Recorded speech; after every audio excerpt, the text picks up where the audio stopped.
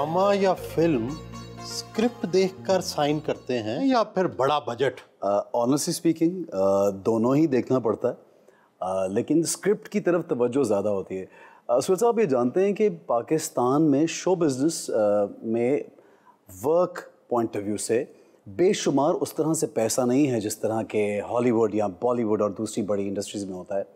So money at time does become a very pivotal part of your life, obviously, because आप as an actor जब आपका यही bread and butter है तो आपको अपने बहुत कुछ चलाना है, बहुत कुछ देखना भी है। ड्रामों से ज़्यादा पैसा आता है कमर्शियल से आता है या फिल्म से? कमर्शियल से सबसे ज़्यादा, उसके बाद ड्रामों से, फिर फिल्म से। पाकिस्तान में तुर्क तारीख के ड्रामों को बहुत शोहरत मिल रही है जी, आप भी इसके हामी हैं कि उन्हें दिखाया जाए।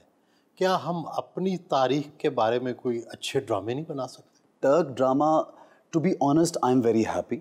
एक तो पहले इस बात पे खुश हूँ कि जो एक बॉलीवुड का शहर जिसमें सब लोग मुब्तला हैं, उसको तोड़ना किसी एक और इंडस्ट्री के ज़रिए शायद बड़ा मुश्किल होता, लेकिन इस ड्रामे ने एक अलग एवेन्यू क्रिएट की है। सेकेंडली, मुझे ये लगता है कि आप पूरी दुनिया में हम अपने किसी एक चैनल पे तो काम रोक सकते हैं, लेकिन जो अब सोशल मीडिया पे और जो इतने प्लेटफॉर्म्स हैं फिल्में और ड्रामे और प्लेज और चीज़ें दिखाने के, आप उनको तो रोक नहीं सकते।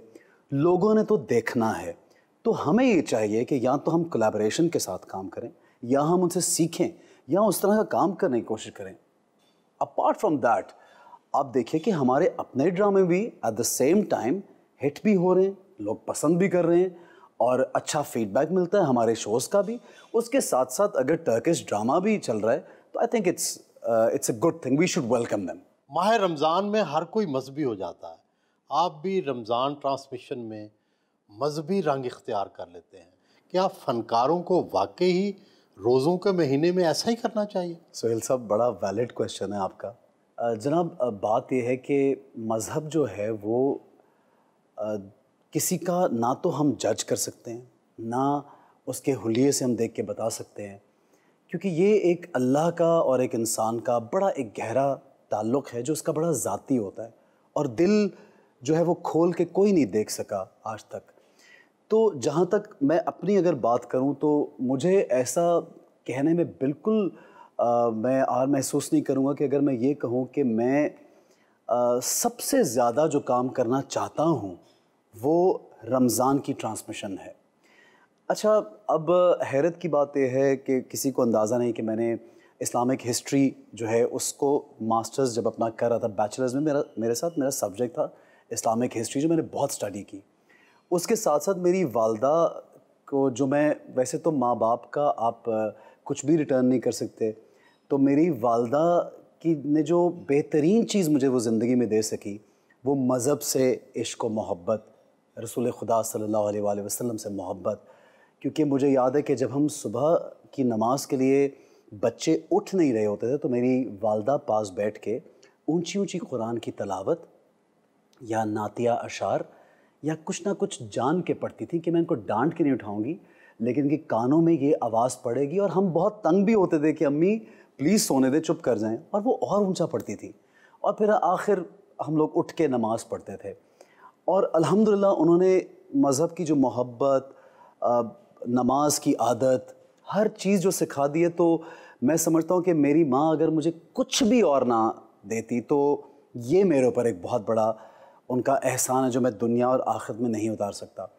तो जब मैंने टेलीविज़न का वो प्रोग्राम शुरू किया तो मुझे तब ये अंदाज़ा हुआ कि टीवी पर भी हम मज़हब की बात कर सकते हैं एक्टर्स, और सवालात कर सकते हैं, क्योंकि उलमा कराम सामने बैठते हैं और मुख्तलिफ़ फ़िक़ा से वो आप अहले तशरीह। लेकिन कई उलमाए कराम को एतराज़ है कि आप उनकी जगह ले रहे हैं। नहीं, बिल्कुल, शायद कुछ ऐसे होस्ट हों जो ये करते भी हों, लेकिन आप यकीन करें सुहेल साहब, मैंने कभी ये कोशिश नहीं की कि मैं अपनी स्क्रिप्ट से या अपने सवालात से बढ़ के कभी कोई बात करूं, क्योंकि जो माहिर है जिस काम में वो बात करता हुआ अच्छा लगता है। हाँ, जहां हमें लगता है कि ये बात मुस्तनद है और पढ़ी हुई है तो वो ज़रूर करते हैं।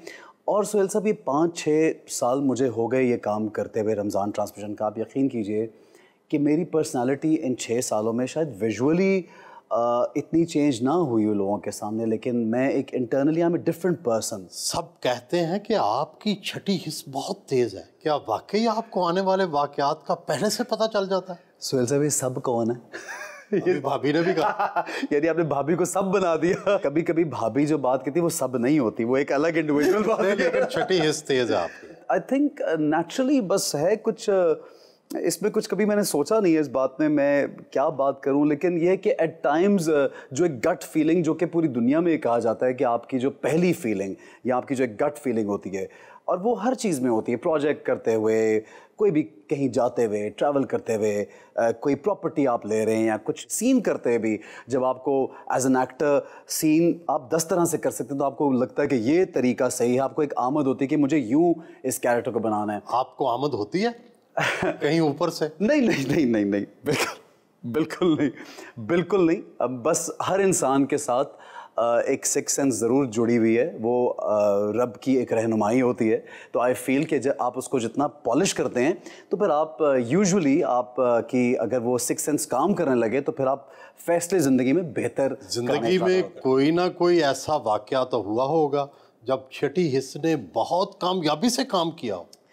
शादी जब मैं कर रहा था, क्योंकि जाहिर है मेरी नेबर हैं, मेरी जो मिसेज़ हैं, और I know her before marriage also.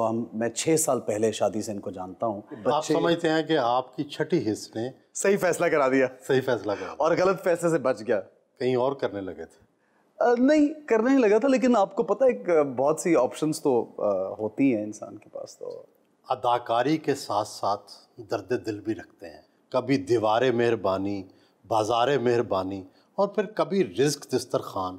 ये आइडिया कहाँ से आए? ये आइडिया सुहेल साहब एक इत्तेफाक की बात है कि पर्सनली तो हम सब कहीं ना कहीं कोशिश करते हैं किसी की मदद भी करें और कोई काम भी करें किसी के लिए।